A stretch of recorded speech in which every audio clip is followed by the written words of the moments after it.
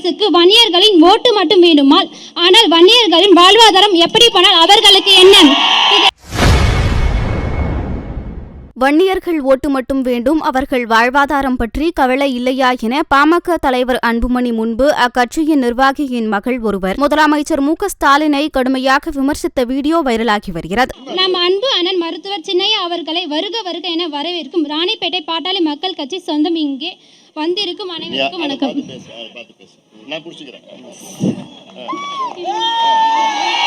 மது மற்றும் போதைப் பொருட்களுக்கு பள்ளி மற்றும் கல்லூரிகளில் படிக்கும் மாணவர்களுக்கு மிகவும் எளிமையாக கிடைக்கிறது. பள்ளி மற்றும் கல்லூரியில் படிக்கும் மாணவர்கள் போதைப் பொருட்கள் கிடைப்பதற்கு தடுக்கவும் கட்டுப்படுத்த முடியாத விடியல் திமுக அரசு. இதனால் சிறு பெண் குழந்தைகளில் இருந்து பெரியவர்கள் வரை வெளியே சுதந்திரமாக நடமாட முடியவில்லை. பெண் குழந்தைகளுக்கு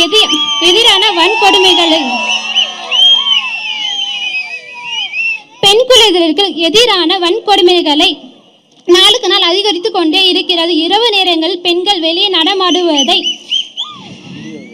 முடியவில்லை என்ற காலம் போய் இப்பொழுது பெண்கள் பகலிலும் கூட சுதந்திரமாக வெளியே நடமாட முடியவில்லை. பெண்களுக்கு விடியல் ஆட்சியில் பாதுகாப்பே இல்லை. பெண்கள் பாதுகாப்பை தமிழக அரசு தவறிவிட்டது. தமிழக அரசுக்கு வன்னியர்களின் ஓட்டு மட்டும் வேண்டுமால், ஆனால் வன்னியர்களின் வாழ்வாதாரம் எப்படி போனால் அவர்களுக்கு என்ன? இதெல்லாம் மாற வேண்டும் என்றால் நம் அண்ணன் தமிழக முதலமைச்சராக வேண்டும்.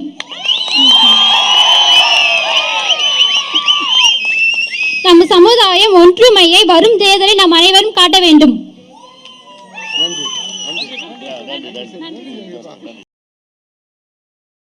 செய்திகளை உள்ளது உள்ளபடி தெரிந்து கொள்ள ரெஃப்ளெக்ட் நியூஸை சப்ஸ்கிரைப் பண்ணுங்க.